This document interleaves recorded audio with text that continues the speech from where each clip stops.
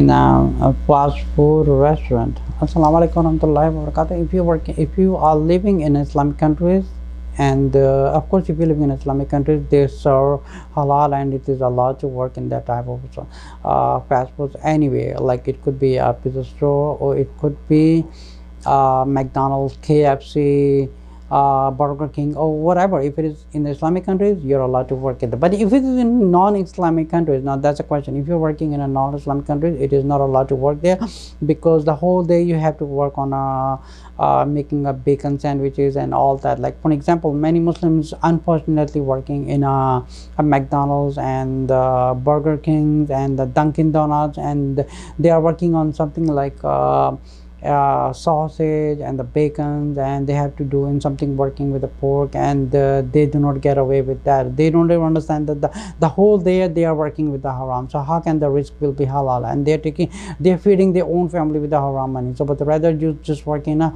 halal way. But it's not allowed to work in a fast food in non-Islamic countries.